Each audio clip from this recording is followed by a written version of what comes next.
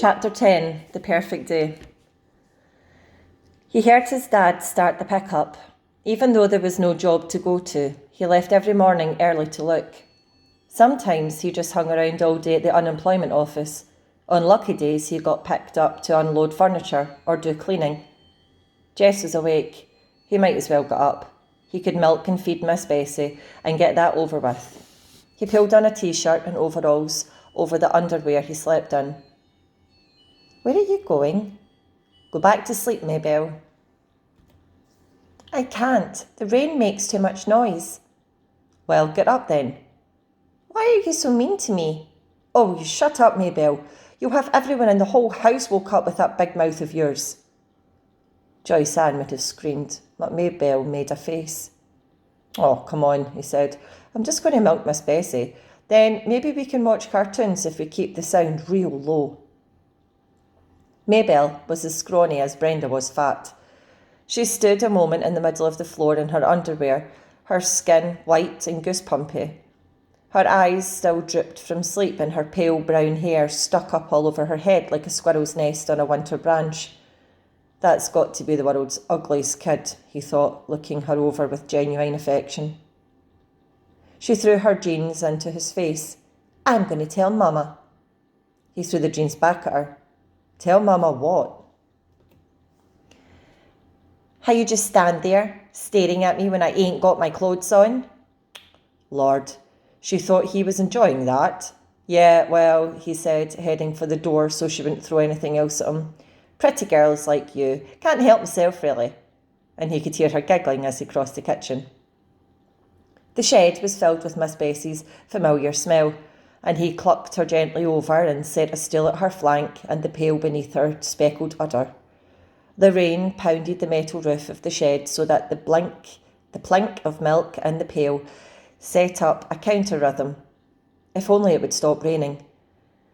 He pressed his forehead against Miss Bessie's warm hide. He wondered idly if cows were ever scared, really scared. He'd seen Miss Bessie jitter away from PT, but that was different. A yapping pup at your heels is an immediate threat, but the difference between him and Miss Bessie was that when there was no PT in sight, she was perfectly content, sleepily chewing her cud. She wasn't staring down at the old Perkins place, wondering and worrying. She wasn't standing there on her tippy toes while anxiety ate holes through her stomachs. He stroked his forehead across her flank and sighed. If there was still water in the creek come summer, he'd ask Leslie to teach him how to swim. "How's that?" he said to himself. "I'll just grab that old terror by the shoulders and shake the daylights out of it. Maybe I'll even learn scuba diving." He shuddered. He may not have been born with guts, but he didn't have to die without them. "Hey, maybe you could go down to the Michael College and get a gut transplant." "No, Doc, I got me a perfectly good heart. What I need is a gut transplant." "How about that?" he smiled. He'd have to tell Leslie about wanting a gut transplant. It was the kind of nonsense that she appreciated. Of course, he broke the rhythm of the milking long enough to shove his hair out of his face. Of course, what he really needed was a brain transplant. "I know Leslie. I know she's not going to bite my head off or make fun of me if I say I don't want to go across it again till the creek's down. All I've got to say is, Leslie, I don't want to go over there today." Just like that, easy as pie. "Leslie, I don't want to go over there today." "How come?" she'll say. How come? I'll say, because.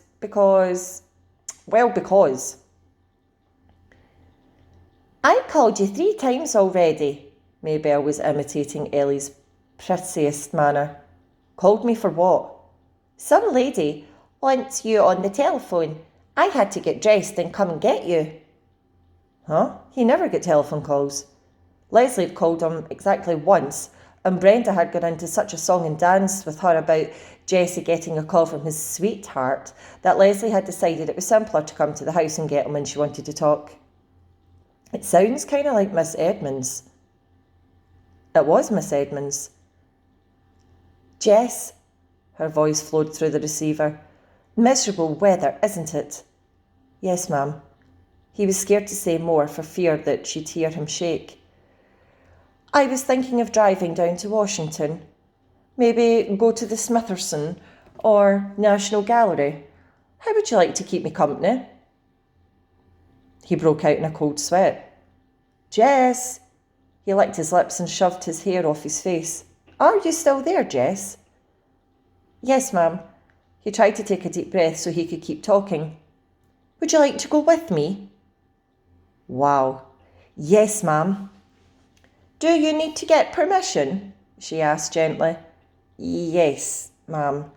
He had somehow managed to twist himself up in the phone cord. Yes, ma'am, just a minute. And he untangled himself, put the phone down quietly and tiptoed into his parents' room. His mother's back made a long hump under the cotton blanket. He shook her shoulder very gently. Mama, he was almost whispering. He wanted to ask her without really waking her up. She was likely to say no if she woke up and thought about it. She jumped at the sound, but relaxed again, not fully awake. Teacher wants me to go to Washington, to the Smithsonian's Museum. Oh, Washington? The syllables were blurred.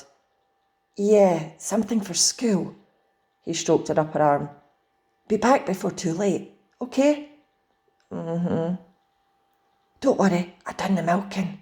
Mm-hmm. And she pulled the blanket to her ears and turned on her stomach. Jess crept back to the phone. It's okay, Miss Edmonds, I can go. Great, I will pick you up in 20 minutes. Just tell me how to get to your house. As soon as he saw her car turn up, Jess raced out the kitchen door through the rain and met her halfway up the drive. His mother could find out the details from Maybelle after he was safely up the road. He was glad Maybelle was absorbed in the TV. He didn't want her waking Mama up before he got away. He was scared to look back, even after he was in the car and on the main road, for fear that he'd see his mother screaming after him. It didn't occur to him until the car was past Millsborough that he might have asked Miss Edmonds if Leslie could come too.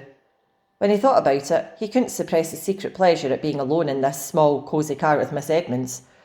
She drove intently, both hands gripping the top of the wheel, peering forward, and the wheels hummed and the windshield wipers slicked a merry rhythm. The car was warm and filled with the smell of Miss Edmonds. Jess sat with his hands clasped between his knees, the seatbelt tight across his chest. Damn brain, she said. I was going stir crazy. Yes, ma'am, he said happily. You too, huh? And she gave him a quick smile. He felt dizzy from the closeness and nodded. Have you been to the National Gallery? No, ma'am. He'd never been anywhere, not even Washington before, but he hoped she wouldn't ask him that. She smiled at him again. Is this your first trip to an art gallery?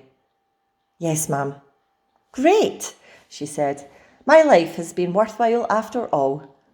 He didn't understand her, but he didn't care. He knew she was happy to be with him, and that was enough to know. Even in the rain, he could make out the landmarks, looking surprisingly the way the books had pictured them. The Lee Mansion high on the hill, the bridge, the twice around a circle. So he could get a good look at the Abraham Lincoln looking out at the city across, and the White House, and the monument, and the other end of the Capitol. Leslie had seen all of these places 1,000,000 times. She'd even gone to school with a girl whose father was a congressman. He thought he might tell Miss Edmonds later that Leslie was a personal friend of a real congressman. Miss Edmonds had always liked Leslie. Entering the gallery was like stepping inside the pine grove. The huge vaulted marble, the cool splash of the fountain, and the green growing all around. 2 little children had pulled away from their mothers and were running about, screaming to each other. It was all Jess could do not to grab them and tell them how to behave in such an obviously sacred place. And then the pictures, room after room, floor after floor. He was drunk with colour and form and hugeness, and with the voice of perfume of Miss Edmonds always beside him.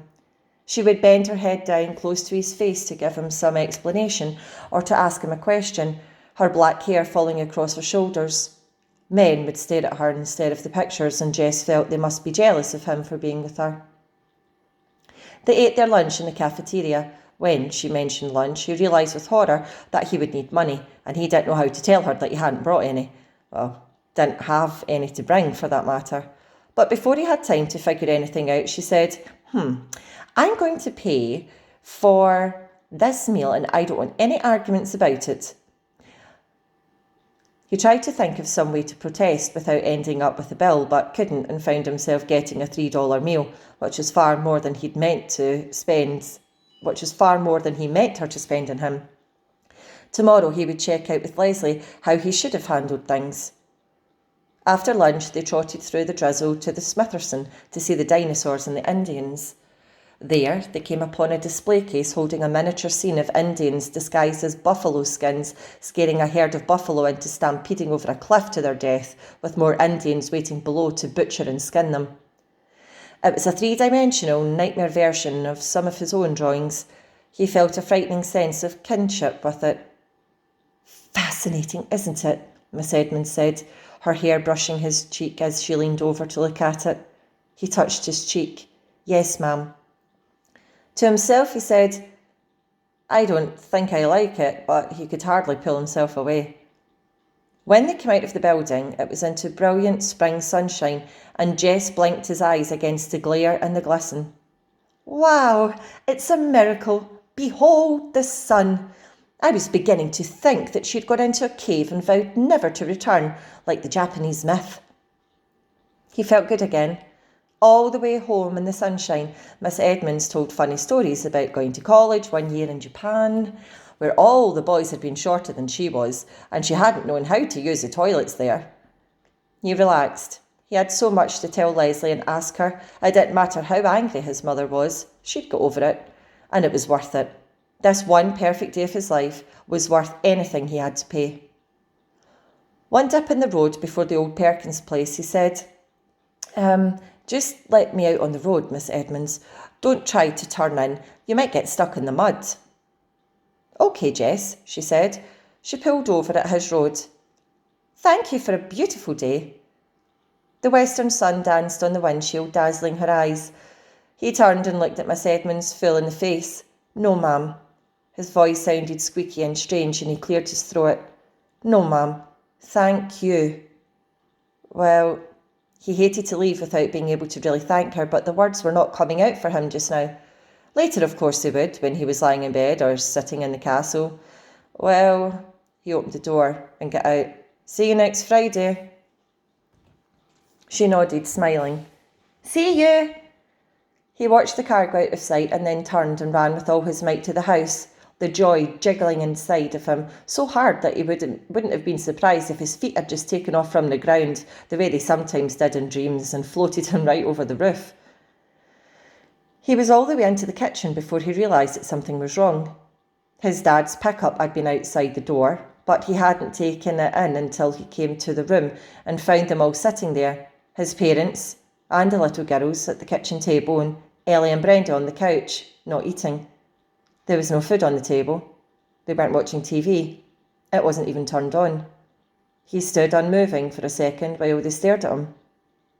And suddenly, his mother let out a great, shuddering sob.